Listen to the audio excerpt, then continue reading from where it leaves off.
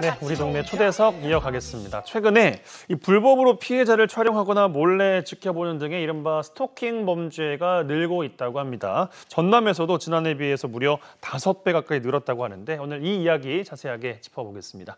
이강재 변호사와 함께합니다. 어서 오십시오. 네, 안녕하세요. 이강재 변호사입니다. 네.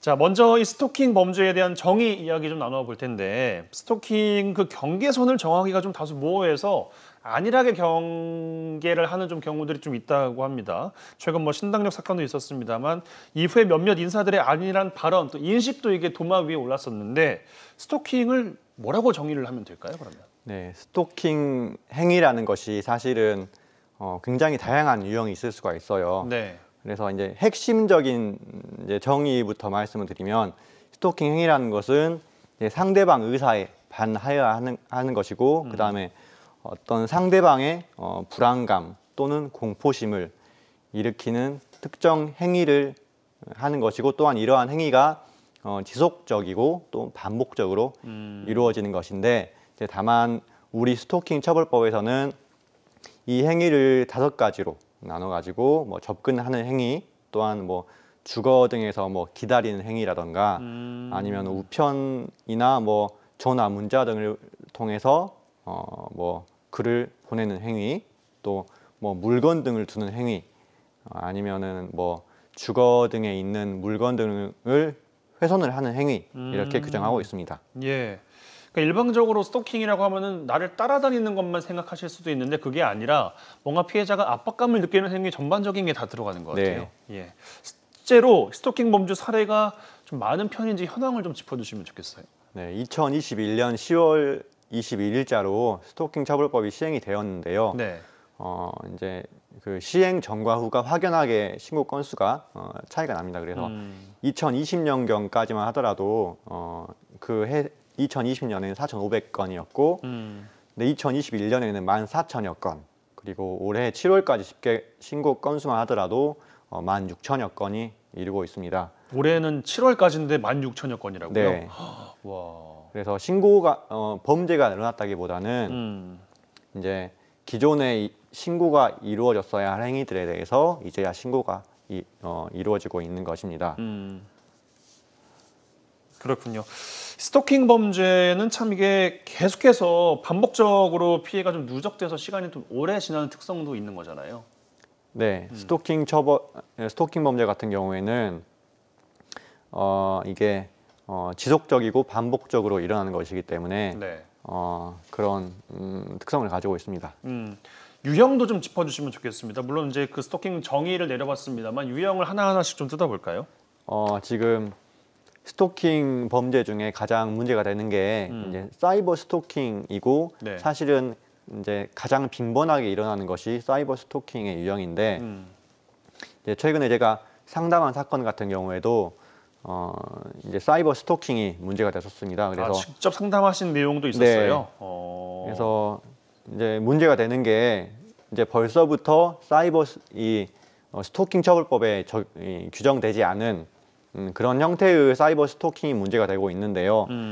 이제 피해자의 주변 지인들에게 피해자의 지인을 사칭하면서 어떤 메시지를 보낸다거나 또는 인스타그램에 이제 피해자만 알아볼 수 있는 어떤 특정한 내용을 담아서 이제 게시를 한다던가 아니면 피해자를 괴롭히기 위한 목적으로 피해자의 어떤 사진이라던가 아니면 피해자의 어떤 등이 담긴 글을 인터넷 게시판에 올린다던가 그러한 행위들이 발생하고 있는데 이제 이러한 경우에는 사실 처벌이 어려운 유형이기 때문에 저도 이제 이런 부분에 대해서는 조금 상담을 받더라도 조금 어려운 부분이 있었고 그래서 이분 같은 경우에도 경찰서에 신고를 했었음에도 불구하고 경찰서에서도 조금 도움을 받기 어려운 그런 유형이었습니다.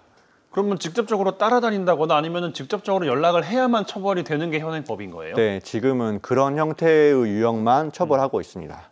사실 이게 직간접적으로 돌아 들어오는 것들에 대해 더 무서움을 느끼게 되잖아요. 네. 이 사람이 이렇게까지 하네라는 그 압박감을 더 받을 수 있는데 여기는 네. 사각지대라는 거군요. 네네. 그래서 이런 부분에 대해서는 빨리 스토킹 처벌법이 좀 개정이 돼서 이 유형들이 확장이 돼야 되는 상태입니다. 예. 그렇습니다. 스토킹을 당하는 경우가 생기면 어떻게 대처해야 될지 전전긍긍하시는 피해자분들 참 많이 계신 것 같은데 어떻게 대처해야 됩니까?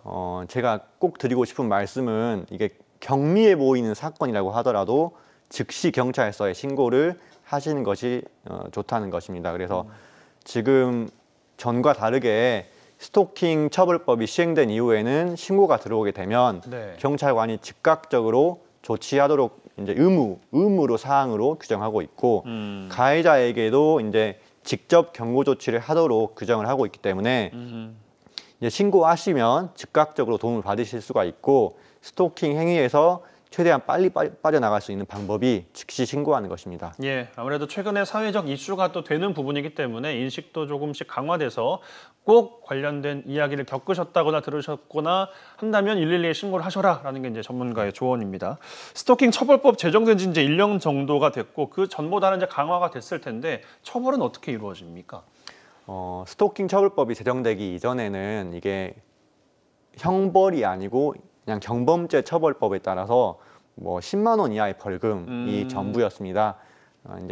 그러나 이제 현행 스토킹 처벌법이 시행된 이후에는 스토킹 범죄에 대해서는 3년 이하의 징역 또는 3천만 원 이하의 벌금형으로 처벌하도록 규정하고 있고요.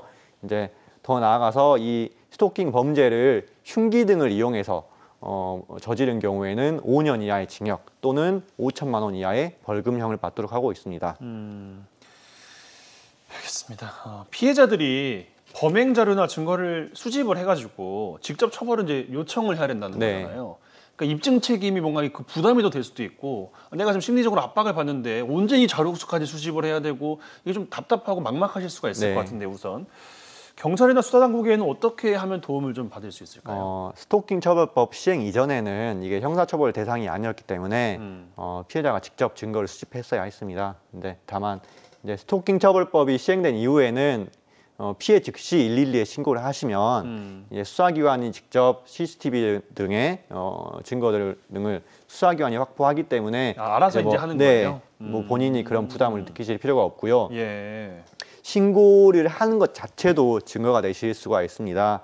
왜냐하면 스토킹 범죄라는 것이 반복적이고 지속적인 특성을 가지고 있기 때문에 내가 최초의 신고를 한 부분이 남아 있다고 하면 이제 다음번 신고했을 때 피해자 아니 가해자에 대한 어떤 더욱 강력한 제재가 일어날 수가 있습니다. 그러니까 반복적인 게 이제 증거가 되는 게 신고를 하면 그 기록이 남으니까 네. 이 사람이 또 했네가 되는 거군요. 네.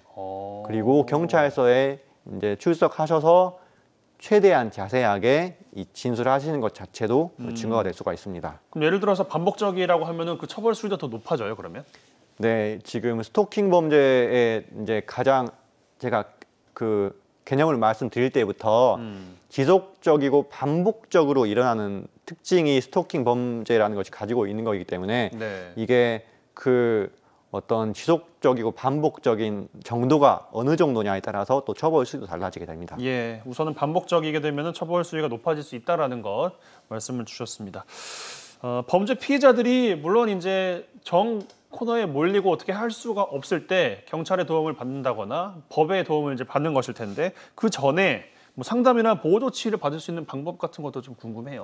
네, 현재는 정책적으로 가정폭력 및 성폭력 피해자 지원 기관이 스토킹 피해자 지원을 하도록 지금 하고 있습니다. 그래서 네. 1366 뭐 여성 긴급 전화라던가 아니면 지역 내에 있는 뭐 가정폭력 상담소, 성폭력 상담소, 그리고 가정폭력 피해자 보호시설, 뭐 해바라기 센터 등을 통해서 이제 여러 가지 지원을 받으실 수가 있습니다. 예, 여성 상담 긴급 전화 지금 1366번 나가고 있고요. 신고 뭐 경찰서 112 다들 기억하실 것 같습니다. 꼭 기억해 주셨다가 관련돼서 또 접하시거나 또 직접 들은 게 있으면 알려주시면 좋겠습니다.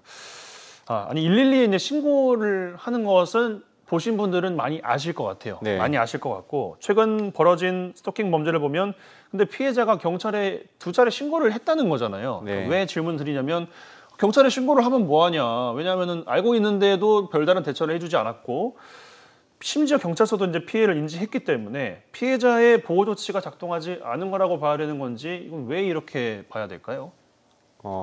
이 최근에 일어나는 범죄에 대해서는 좀 말씀드려보자면 이 스토킹 범죄가 시작된 것은 2019년경이었습니다. 네. 그래서 피해자는 이제 맨 처음에는 스토킹 범죄로 고소한 것이 아니고 처음에는 불법 촬영 혐의로 지난해 10월경에 고소를 하였습니다. 이른바 신당역 사건 말씀하시는 네. 거죠? 예. 그래서 이때 수사기관은 이제 즉시 가해자를 긴급 체포를 하고 구속 영장을 신청을 했습니다. 그런데 법원에서 이제 영장을 기각을 하게 된 건데요.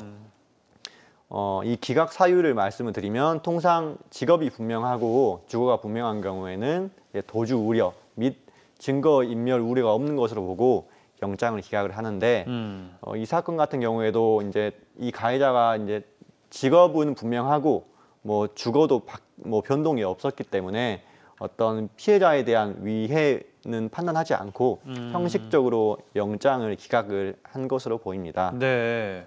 아니, 요게 이제 좀 이해가 안 되는 부분인데 아까 말씀하시기로 반복적이고 지속적이면은 처벌이 강화된다고 하셨잖아요. 네. 근데 두 번째면은 알아서 구속영장을 신청하고 이게 받아들여져야 일반적인 상식으로는 정상일 것 같은데 영장 신청도 안 했다는 것은 이건 어떻게 받아들여야 되나요? 그러니까 두 번째 같은 경우에는 영장을 신청을 하지 않았는데요. 네. 지금 이 구속 영장 같은 경우에는 심사의 요건이 어떤 죄의 어떤 중함이라던가 아니면은 피해자에 대한 위해, 우려 이런 것들이 구속 사유로 규정이 되어 있지는 않고요. 오직 주거가 그러니까 도주 우려 및 증거 인멸 우려가 있는지만 형식적으로 판단해서 지금 영장을 발부할지를 결정하기 때문에 네. 어떤 이제 지금 어떻게 보면 또 형사소송법상의 영장 어떤 사유에 대한 문제이기도 한 부분이 있습니다. 예, 이것도 이제 개선이 좀 됐으면 하는 분들 많이 좀 계실 것 같습니다. 피해자 보호 조치는 또 어떻게 되어 있을까요? 요거에 대해서는? 네, 이 사건 같은 경우에는 피해자가 이제 수사기관으로부터 한 달 동안 접근 금지 명령이라던가 아니면 스마트워치 지급 그리고 뭐 순찰 등의 뭐 신변보호 조치를 받았는데 지금 문제가 그 이후에는 피해자가 연장을 원하지 않아서 별도의 보호 조치가 후속적으로는 이루어지지는 않았습니다. 이제 구체적으로 어떤 이유로 피해자가 연장을 하지 않았는지에 대해서는 제가 기사에 뭐 확인되지 않기 때문에 더 말씀드리기는 어렵지만 이제 지금 구조적으로 봤을 때는 피해자 같은 경우에 신변보호 조치를 계속 받게 되면 이러한 피해 사실이 사실은 좀 주변에 알려질 수 있는 우려가 있어요. 그럴 수 있겠죠. 예, 특히 스토킹 같은 경우에는 굉장히 좀 내 사적인 부분이 드러나는 범죄이기 때문에 알려지고 싶지 않죠. 네, 내가 피해자라는 사실을 알려지고 싶어하지 않거든요. 네.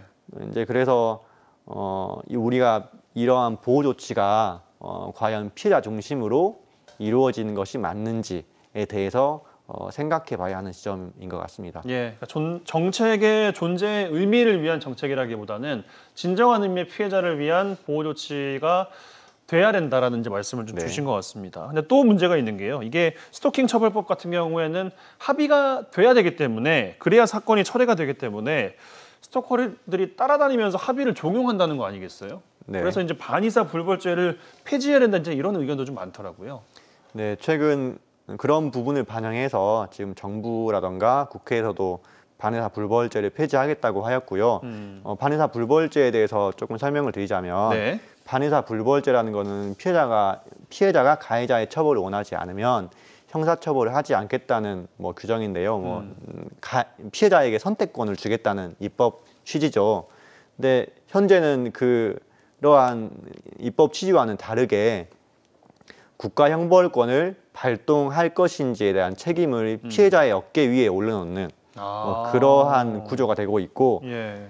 이게 문제가 지금 반성이 없는 가해자 같은 경우에는 이제 내가 형벌을 받게 될 상황에 이를 때 내 어떤 잘못이라던가 또 내가 행한 범죄로 처벌을 받는다라고 생각을 하는 게 아니라 피해자가 합의를 해주지 않았기 때문에 내가 처벌을 받는 것이다. 너 때문에 내가 벌을 받는 거야. 네네. 이렇게 되는 거군요. 네, 그래서 이제 더 나아가서 어떤 피해자에 대한 복수 심리를 가지게 되고 뭐 보복 범죄에 이르게 되는 것이죠. 그래서 이런 부분 때문에 피해자는 가해자에게 고소하는 것을 주저하게 되는 것이고요. 알겠습니다. 스토킹 범죄 처벌법은 있습니다만 이제 피해 조치나 예방 조치가 이제 미흡하다라는 말이 나오는데 지금 시점에서는 뭘 좀 보완해야 된다고 보세요? 지금 신변보호 조치 요청을 하게 되면 지금은 스마트워치 지급이라던가 뭐 순찰 뭐 이런 것들을 받을 수는 있는데요. 네. 제가 아까 말씀드렸듯이 지금 이 보호 조치라는 게 피해자 중심으로 이루어지기 때문에 조금 2차 가해의 위험이 있습니다. 그래서 지금 이제 가해자를 감시하는 형태의 어떤 보호 조치가 추가되어야 할 것으로 보이고요. 그 이외에도 지금 뭐 가정폭력이나 성폭력 같은 경우에는 별도의 피해자 보호법이 지금 존재하고 있습니다. 그런데 지금 스토킹 범죄 같은 경우에는 별도의 피해자 보호법이 제정되기로 했었는데 지금까지도 제정되고 있지 못한 상황이다가 최근에 이런 일이 발생하니까 뭐 국회라던가 정부에서 이제 입법을 추진하겠다라고 나와 있는 상황이고요. 그래서 지금 이런 가정폭력이라던가 성폭력은 스토킹 범죄와 또 다른 특성을 가지고 있기 때문에 네. 스토킹 범죄만의 피해자 보호법 제정이 시급한 상황입니다. 예. 스토킹 범죄에 대한 여러 가지 또 이야기들 나눠드렸습니다. 참 지금 사회에 많은 이슈가 되고 있기 때문에 이 부분들 꼼꼼하게 좀 체크하셔서 판단하시기 바라겠습니다. 이강재 변호사와 함께했습니다. 고맙습니다. 네.